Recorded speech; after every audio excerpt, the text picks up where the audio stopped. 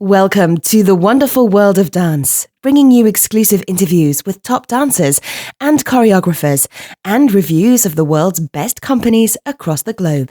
You can find lots more on our website at thewonderfulworldofdance.com. Hi, this is Savannah Saunders from The Wonderful World of Dance, and today I'm so excited to introduce dancer Marjorie Goodson, who has released an incredible book simply titled MG that features the most stunning photos taken of her by photographer Andreea Radutoiu. Now, I've got this beautiful book on my coffee table and the photos are really stunning. I have to say that the way in which Majorie has been captured is raw, is gritty, it's sensual. And for me, it really does challenge the notion that dancers have an expiration date. So Marjorie, hello. Thank you so much for joining us. Savannah, thank you so much. So thrilled to be able to chat with you. So your book, which, as I said, sits on my coffee table, is over 130 pages, full color, beautiful, incredible, glossy photos. Tell us how this book came about. Well, the book came about really as sort of a response to my daughter going off to college and me wanting to throw myself back into the world of dance. And even though I'd always danced, I really wanted to commit myself and do something that was my own.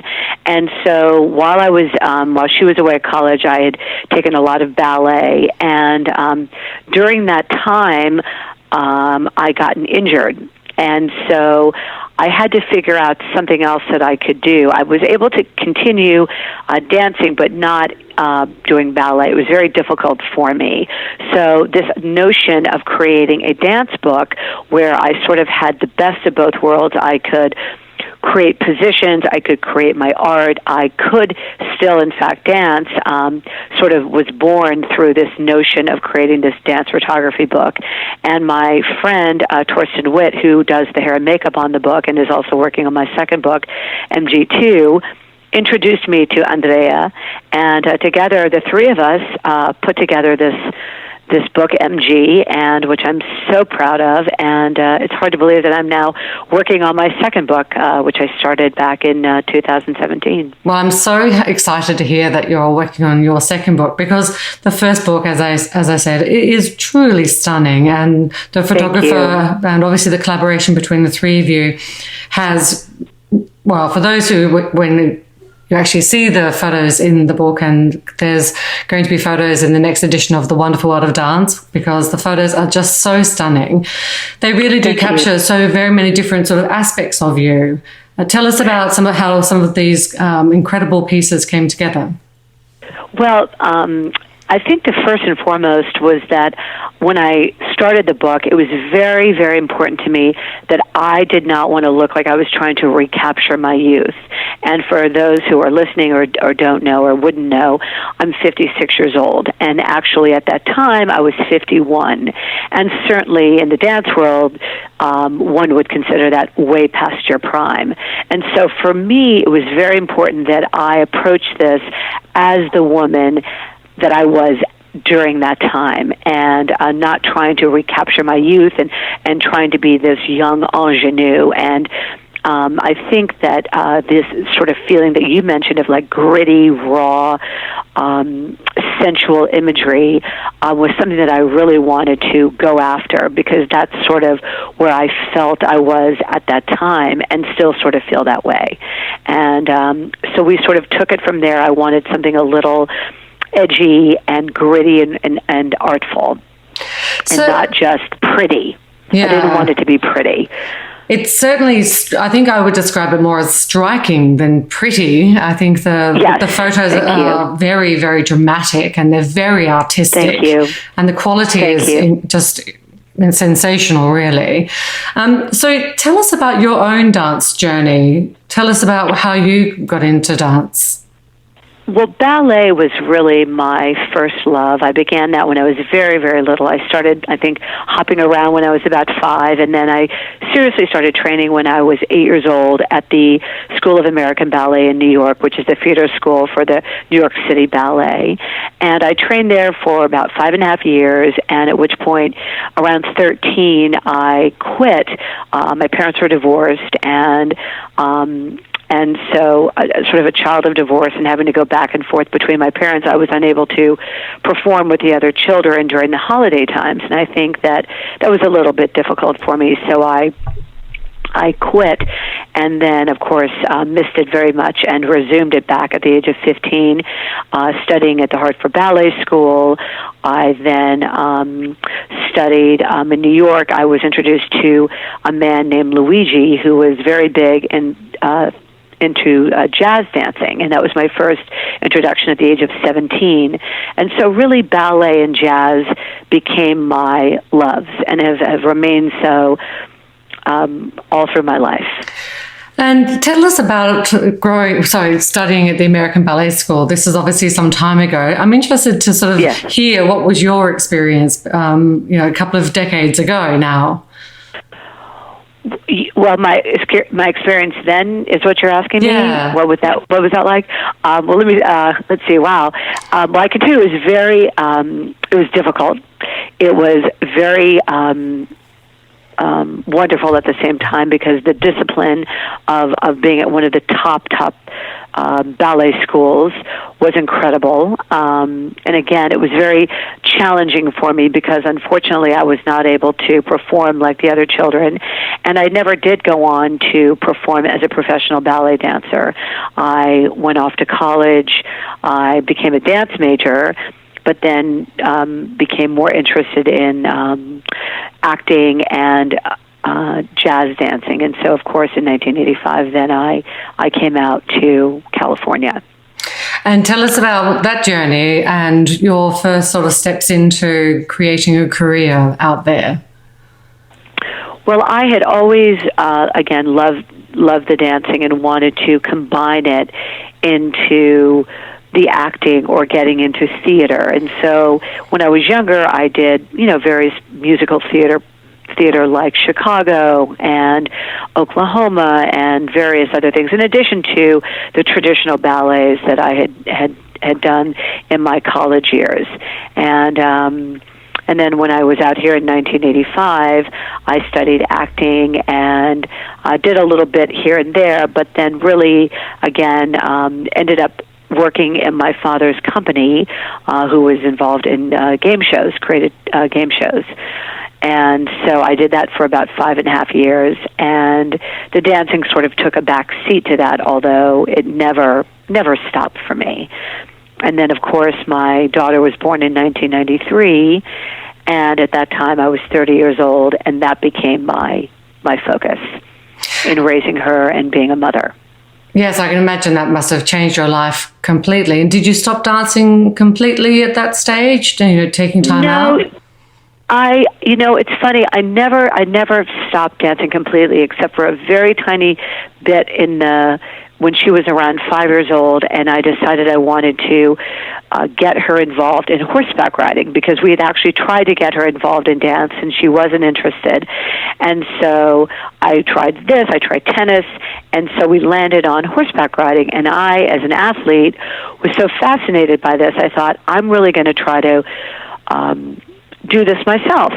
And in order for me to do that, I couldn't do both. I couldn't do the ballet and the horseback riding, and so I threw myself into the world of horseback riding and found that I was absolutely horrible and too afraid, and my daughter was wonderful. So she went on and did it, and I went back to dancing. And back to your first love. Back to just doing, ballet and jazz. And then really, as I mentioned before, to sort of pull you forward, when she went off to college after many years of being an equestrian, I then decided that it was really important that I really throw myself back into the world of dance and really wanted to create my own art, because during that time, I had sort of what had became what I call the girl in the wings, where I was a mother, I was very involved in other people's causes, philanthropy, which I loved, but it wasn't my dream. It wasn't my art. And so there was this real pull, because I was about 50 years old when she went off to college, or a little bit younger, and I had this incredible need to find my voice as an older woman and as a dancer, and so the book was really my journey and my voice. I've got your book in my hand actually as you are talking, and I've opened up the section here, and where it sort of says, this is what I know, and it says, I'm a work in progress, I'm human, I'm passionate, I cry, I love, and it goes on. It's wonderful. It says here, it talks about who you are as a person. I'm empathetic, I hug, I giggle, I laugh, I'm cynical, I skip, and I am 54 years old and finally ready to say yes to the person and the artist that I have always been, which is set against a photo of you. And let me say, you don't even look 54 in this photo at all. You look like you're 34. But I think it's, Savannah, you've now become my best friend, so thank you. But I love the honesty as well, and I love that you're all the different sides of who you are as a person, as an artist, as a woman, is sort of coming together into one project and one book. It must have been quite an interesting experience creating. How many photos are in this book, do we think? There are 153. 153. I mean, and that's just the ones that we chose. Yes. Yes. I mean, we do photo shoots for the magazine, and I know how long it takes just to get a few shots. This must have taken an extraordinary amount of time. Tell us about that. 3 years. 3 years. It started in 2014, and what was interesting was that this was really going to be a personal book just for me. I was terribly terrified of even considering doing something on my own. I thought, who would be interested in an older woman creating a dance photography book? And so I was really sort of terrified and sort of tiptoeing into this art.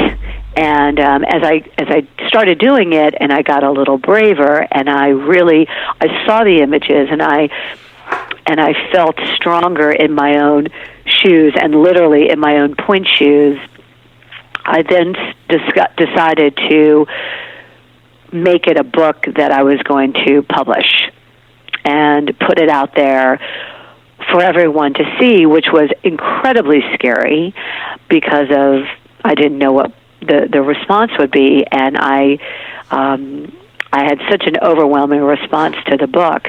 I think people were, there was a relief in a way that here was this woman my age who found a niche, if you will, to create the art, to say, you know what, I may be this age, but I'm not gone yet, and I refuse to lay down.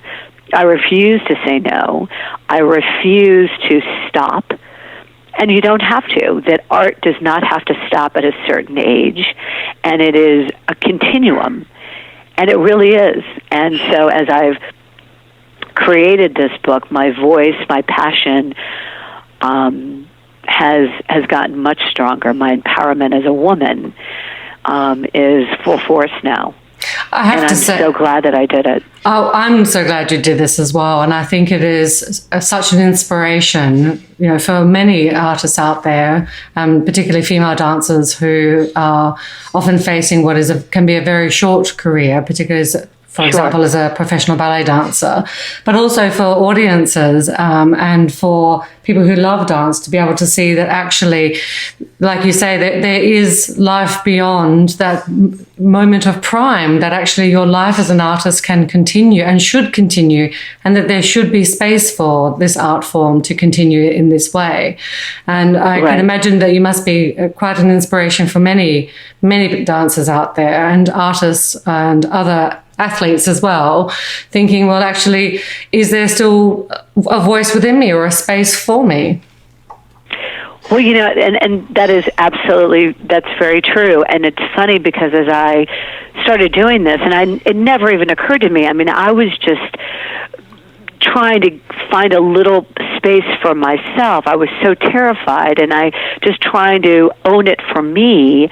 And yet, the first time I heard someone say, "Oh my God, this is so inspiring," and I just couldn't believe it. It never even occurred to me that anybody would be interested, or that I could have done something that would have inspired someone else, or who was feeling what I was feeling. And what was the biggest surprise of all, I think, was the younger generation, because I was just more focused on people more my age, and them being sort of grateful and saying, "Oh, well, how wonderful that someone our age has done this," and on and on we go. But it was the little ones, some of the younger people that I actually still dance with, that were coming up to me saying, "Oh my gosh, this is so amazing," because I think they themselves worry about the future, and Yes. they worry that once their prime is gone, once they get out of their 20s, life is, as they know it, completely over. And which had never even occurred to me. Yeah, I can imagine. And they were like, "Oh my God, when I grow up, I want to be like you, and you can, and oh, you're so inspiring." So that was the biggest shock of them all. Wow, I have to say, looking at the photos, it is quite inspirational. And not that I want to necessarily talk about, the female body, but I have to say, you do look amazing. Oh, let's talk about it. And, you are in incredible shape. I mean, not just for your age, but quite frankly, for any age, it's quite awe-inspiring. Tell us about how you stay in shape, and how dance has been part of your life over the years in helping you do that. I don't know. I would put it under the heading of neurotic. No, but seriously, I train, which I think is very important. Particularly as you get older, you have to build muscle. And now that I'm not really able to do rigorous ballet class, it's very important to me that I continue and keep the shape and keep the muscle tone. And so I train. I've done Pilates, which is very important, a little different approach. I've done a thing called gyrotonic, which again is a more conditioning style of building muscle, and is wonderful, and was created by a dancer for the health of the spine. And I have a bit of scoliosis, so that's always a bit of a challenge, too. So I think always that cross-training notion of taking class, training, doing whatever you can to keep moving is really my approach. And dance careers are getting longer. Companies are now providing such an incredible support when it comes to their physical health and emotional health and well-being as well. What has been? Have you had any injuries that you mentioned before? A bit of scoliosis. Have you had some times where you've had to really work hard to get back into a sort of a fit state to be able to dance when you were younger? Oh my. Yeah, well, not really when I was younger, because I always say I was in tremendous health when I was very young, and it wasn't until I was in my 30s that I had my first injury, my first knee injury. So I count myself very, very fortunate. And after I had that injury, it was a knee and torn meniscus, I recovered completely, but I was very big into rehab. I think that's very important. And it was only upon my second one, which was like 11 years later, that my body did not recover from that.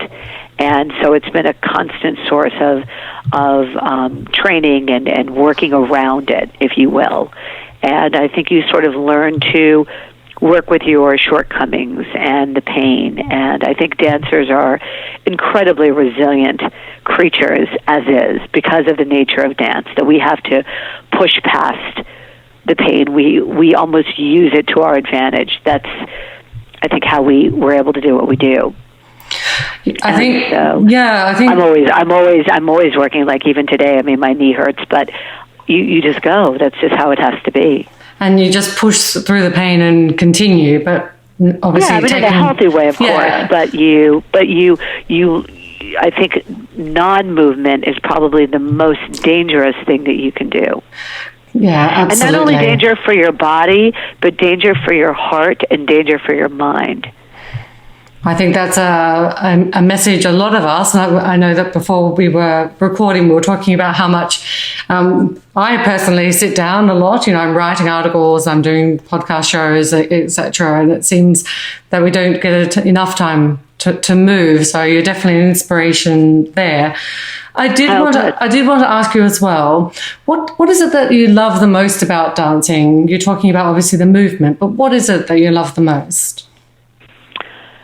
Gosh, that's such a great question. I love physicality, so I love, again, the music and the emotion and the expression that is nonverbal, and this wonderful ability to transcend, to go into a place that I don't even know that words have been invented. It's just feeling and emotion, and it just comes together in this physical body.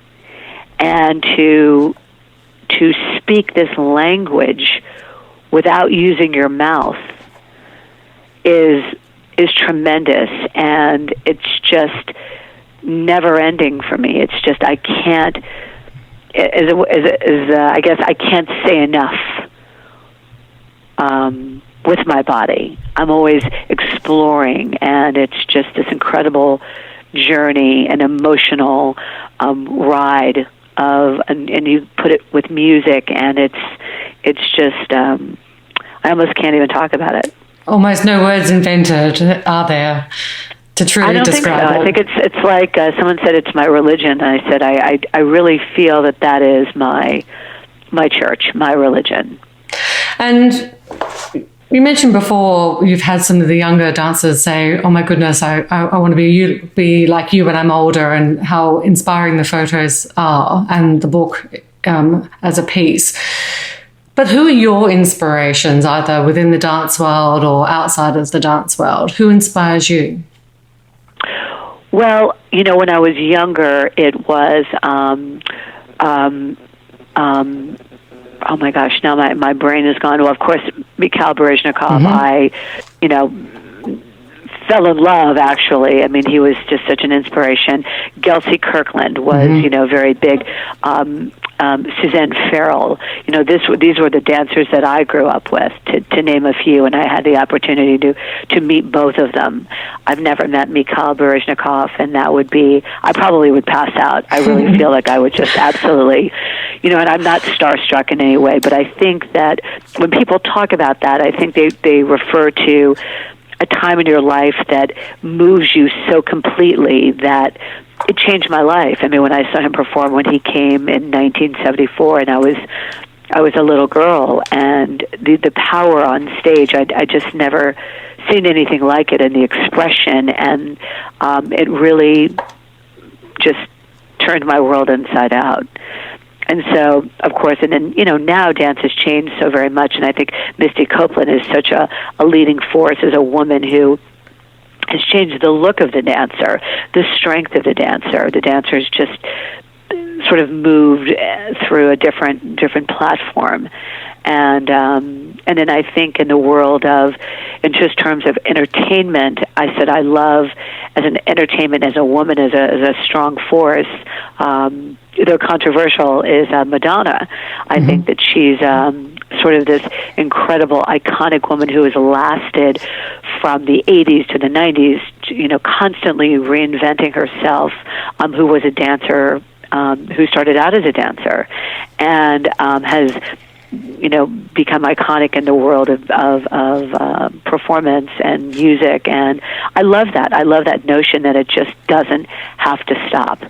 And she refuses to, which is great, and won't be makes quiet. Absolutely no apologies. Yeah. I mean, I don't think of myself in any way close to her, but I admire her so much, and think about her work and what she's accomplished and her messages and the good work that she has done, and just as an incredibly iconic, strong female. Absolutely.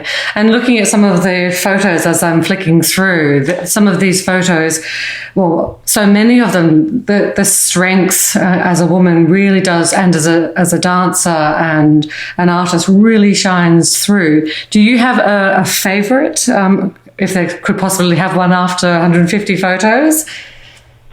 Oh my gosh! I really don't. I would say actually the one on the cover is one of my favorites because it sort of captures the dance. I love the power of it. I love the sort of coming in your face. It sort of captures sort of all of it. It's edgy. It's strong. It represents the ballet, but it's sensual, it's gritty, it sort of tells the story in one picture of all the other photographs. Absolutely, it really does. It sets the stage, as they say. I think. Yeah, and the muscle definition in your body is quite extraordinary. Thank you. Like you say, it's so strong and it's so striking. I'm so excited to hear that you're doing an MG2. Tell us a little bit about the plans for the next book. Well, thank you for asking. This book is actually going in a completely different direction, whereas the first one was sort of very sensual, film noir, darker, edgy. This one is bolder, electric. It's more what I call like a science project, very intense, in your face, with nods to fashion, bright colors. I use what I call different elements like paint, powder, light as my dance partners, and I use my body more as a canvas. So I've had paint thrown on me, paint dripped on me. I've danced in powder. I've had it covered on me. I've been dripped in latex. I've worked with smoke. I colored smoke and almost didn't live to tell about that one. Wow. That was quite crazy. I almost asphyxiated. I mean, it was kind of crazy at one point. We had so many colored smoke things in my hand, and I was like, oh my God, I can't breathe, because we were trying to be artistic and not smart. But I did live to tell about it, but it's been a very different type of journey, and I wanted these elements that I feel cannot be choreographed to be my dance partners. So there's this sort of unknown element to them, and Andreea has captured them beautifully. So it's a different energy altogether, much brighter and bolder and electric, I would say. Wow, I can't wait for the next book to come out. It sounds, like you say, electrifying, and the way you've just described it. I'm hoping it is. I'm really hoping it is. That is my goal. Well, I'm sure. And your photographer, Andreea, is obviously amazing. I think that the different types of concepts and the different types of moods and the different types of angles and colors and sets, I mean, there really, truly are 150 different types of photos. It's quite an enormous body of work, as you say, created. Yeah, she's tremendous. Really, together, I think you're tremendous together. I would say. I think that she's a very strong woman, and I think it takes a strong woman to create strong images and understand another strong woman and want to capture that. Absolutely. And so she really understood what I was telling her, that I didn't want cute little pictures, and she's not. She's a very strong, I would say from Romania, and very, matter of fact and very sophisticated, and she comes at it with this very sophisticated eye. And I said, through her lens, I became the artist that I always wanted to be. Oh. Well, it's so beautiful. I wanted to ask as well, aside from your the next book that you're working on, do you have any other projects that you're working on at the moment that you'd like to talk about? Well, aside from my dancing, aside from my books, I'm also a dancer, and I said I lived the life of a dancer, so I just finished a fun, edgy dance video. Oh, fantastic. With a wonderful photographer named Dean Bais, and he and I created this fun, edgy sort of nod to a little bit to Fosse, a little bit to my ballet background with great lines, but still keeping it very sort of today. And we did it to Marilyn Manson's Tainted Love. So it's very, edgy music, but with sort of classic old school lines. Wow. And I really like it. It's going to be fun. We're going to release that in a couple of weeks. That sounds so exciting. So many wonderful things. Yeah. So I wanted to ask a final question, which I always love to ask, particularly as you've 3 decades into the dance world and with a career that, you've captured here so wonderfully and are still, as you say, progressing with. It's not over. There's still more to come, and there's more room that you're carving out for yourself and for others to follow. But what piece of advice would you give to other dancers who are thinking that actually perhaps they wouldn't mind being able to have a long career like yourself? Well, I think that they should absolutely pursue that it isn't over, and that you just have to take a minute and understand that as an artist, we are almost required to find our art in different fashions, and that if, as dancers, we come to the time that it has to stop for the actual physical dancing, there's other ways to pursue the art. You can be a director. You can just find something else in that world, but that really it's the notion that it's over is rubbish. Absolutely. And I have to say, I wish, and I know many people who love dance would love to be able to see more of their favorite dancers dancing longer, although we appreciate that obviously sometimes the body doesn't always allow, but it's always great if there is space and work that is available for dancers who are, in their later part of their career. It gives us another opportunity, an ongoing opportunity to be able to see the dances that we love. And so I'm really looking forward to seeing your video when it comes out as well.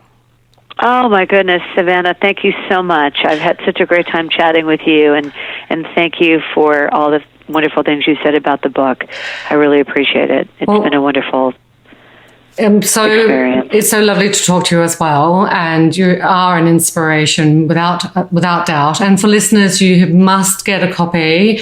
You can either get a copy of MG from Amazon or all other good bookstores, or just go to Marjorie's website, which is marjoriegoodson.com, and that's Marjorie Goodson.com, where you can find out all about this book, MG, the next book, MG2, and no doubt the upcoming video. Thank you so much, Marjorie. Don't forget to subscribe. We've got some incredible interviews coming up with principal ballerinas and renowned choreographers. We love dance and ballet, and we hope you'll love us. Join us on Facebook and Twitter.